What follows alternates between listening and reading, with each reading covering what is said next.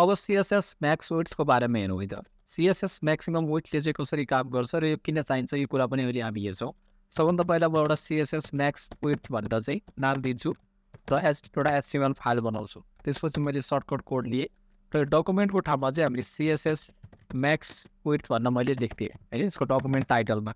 त्यसभन्दा पछाडि मैले हेड सेक्सनभित्रै मैले स्टाइल भन्ने मैले इनलाइन CSS प्रयोग गर्छु, सो त्यही भएर मैले स्टाइल लेखेँ र बडी सेक्सनभित्र म एउटा डिप बनाउँछु र डिपभित्र मैले लोरेम 10 भन्न दिन्छु होइन 10वटा टेक्स्ट मैले लिन्छु र त्यसभन्दा पछाडि मलाई लाइभ सर्भर स्टप गरेर म फेरि गो लाइभमा क्लिक गर्छु र देख्न सक्नुहुन्छ एउटा मेरो लोरेम टेक्स्ट यसरी डिस्प्ले भएर आइरहेको छ यतापट्टि ब्राउजरमा।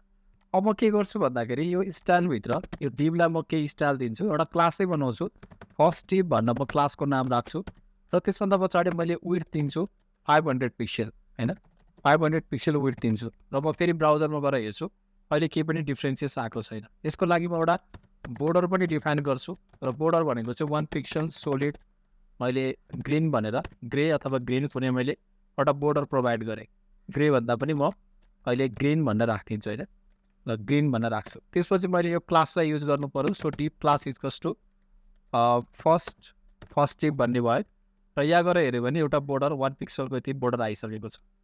अब यसलाई म के गर्छु भन्दाखेरि हामीले किन म्याक्सिमम विड्थ प्रपर्टी युज गर्नुपर्छ त्योभन्दा अगाडि एउटा कुरा तपाईँले के बुझ्नुहोस् भने यो अहिले लेखिरहेको डिप भनेको ब्लक लेभल हो। यसको मतलब यसले जति पनि विड्थ रहेको छ त्यो सबै विड्थहरू लिन्छ। जस्तो यहाँसम्म यसले विड्थ लियो र बक्सेको जति पनि स्पेस छ त्यो पुरै विड्थ लिएको हुन्छ। मैले सपोज अर्को डिप बनाएँ भने जस्तो म अर्को एउटा डिप बनाउँछु, फेरि योभन्दा तल मैले अर्को डिप बनाउँछु, डिप लेख्छु मैले र डिप बनाइसके पछाडि मैले लोरेम 10 क्यारेक्टरको मैले एउटा लोरेम टेक्स्ट लिएँ र ब्राउजरमा गयो भने हेर्नुहोस् त अर्को लाइनबाट स्टार्ट भयो नि। यसको मतलब एउटै माथिकै लाइनमा अझै स्पेस छँदा राइट साइडमा यत्रो स्पेस छँदै गर्दाखेरि पनि यो अर्को लाइनमा गयो यसको भन्नुको मतलब ब्लक लेभल एलिमेन्टले जति पनि विड्थ बचेको छ जति पनि विड्थ छ त्यो पुरै विड्थलाई कब्जा गरेर बस्छ, लिएर बस्छ है।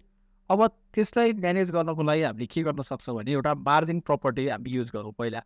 जस्तो मैले फर्स्ट डिपभित्र मैले एउटा मार्जिन भन्ने प्रपर्टी युज गर्छु। मार्जिन भनेको चाहिँ जस्तो मैले अटो राख्थेँ भने MARGIN यो पहिला हामीले सेमिकोलन दिनु पऱ्यो होइन, त्यसपछि मार्जिन लेख्छु।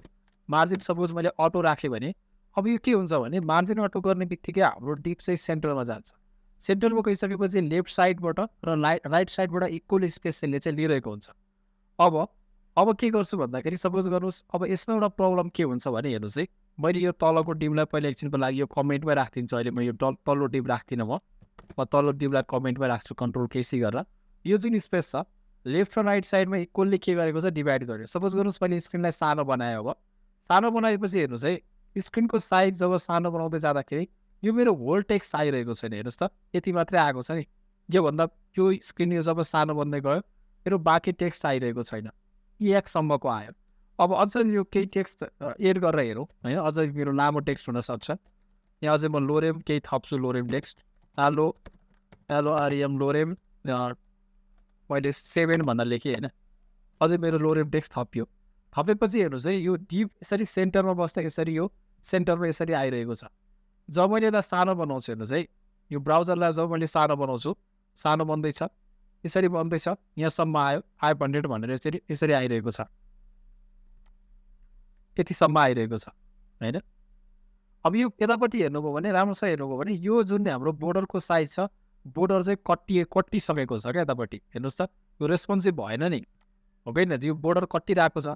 अब यही चिजलाई म के गर्छु भन्दाखेरि म ब्राउजरमा फेरि जान्छु र अर्को एउटा डिप एक्ज्याक्टली सेम फर्स्ट डिपलाई म कपी गर्छु र क्लासको नाम मात्र म फर्स्ट डे होइन कि ल डिप जे राख्दा नि भयो, फर्स्ट डिप 1 भनेर मैले यसरी लेखेँ र 1 लेखिसकेपछि म विड्थको ठाउँमा हेर्नुहोस् है म्याक्स विड्थ लिन्छु, म्याक्स विड्थ भन्ने प्रपर्टी युज गर्छु र त्यसभन्दा पछाडि मैले जुन सेकेन्ड डिप छ मेरो एक्ज्याक्टली यो सपोज गर्नुहोस् मैले यही डिपलाई नै कपी गरेँ, जस्ट यही डिपलाई कपी गरेँ र यहाँ तल मैले पेस्ट गरेँ, तर क्लासको नाम चाहिँ म अब यो फर्स्ट डिप 1 भनेर म युज गर्छु होइन, जे आएको छ डिप 1 भनेर युज गर्छु र म ब्राउजरमा जान्छु।